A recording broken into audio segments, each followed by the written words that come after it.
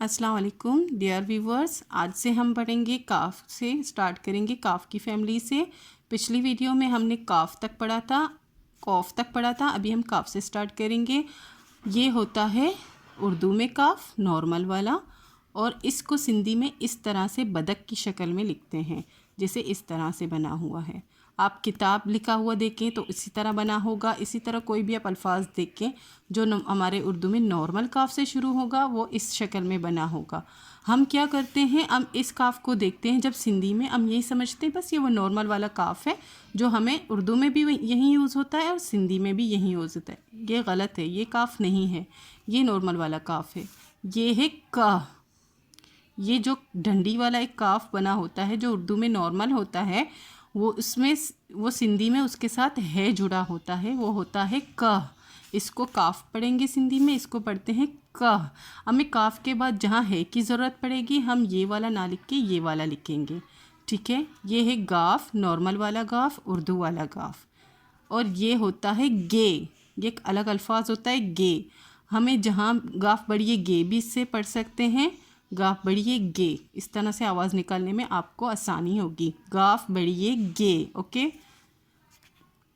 ये अलग तरह से यूज़ होता है, जैसे कि इनमें दोनों में यही फ़र्क है जो बे और बे में फ़र्क है, बदक वाले बे में और बिल्ली वाले बे में, इन दोनों में यही फ़र्क है। ये है गह, इसको हम पढ़ेंगे गह।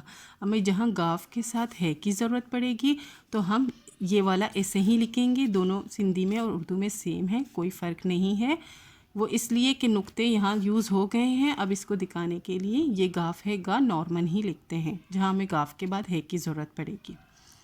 जबकि काफ के बाद हमें है की ज़रूरत पड़ेगी तो हम इस तरह ना लिख के इस तरह लिखेंगे। ये है इंग, इसको इसकी आवाज़ निकलेगी इंग। ये किसी भी अल्फाज के स्टार्ट में नहीं आएगा, हमेशा अल्फाज के आखिर में आता है, जैसे कि सींग, ओके, इस तरह से। अब इसकी आवाज़ निकालने में आपको कोई प्रॉब्लम हो रही होगी तो हम नेक्स्ट जब इनके चैप्टर पढ़ेंगे, सबके अपने अपने चैप्टर हैं, उसमें मैं आपको उर्दू में समझा दूँगी कि किस तरह से पढ़ते हैं। लेकिन अगर आप अलीफ, नून और गाफ लिख के इंग उसकी साउंड निकालने की कोशिश करेंगे तो ये आपको आ जाएगा।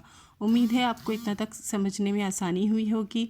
मेरे चैनल से आपको कोई भी हेल्प मिली होगी तो प्लीज़ अपने दोस्तों के साथ शेयर, लाइक और सब्सक्राइब करें, और अपनी क्लासमेट को मेरे चैनल्स के बारे में बताइए, उनको पढ़ने में आसानी हो। इंशाल्लाह डेली एक वीडियो अपलोड करने की कोशिश करूँगी। डेली हम एक चैप्टर पढ़ेंगे आपके लिए आसानी के लिए, आपको सिंधी पढ़ने में आसानी हो। अपना बहुत सारा ख्याल रखिएगा। अल्लाह हाफिज़।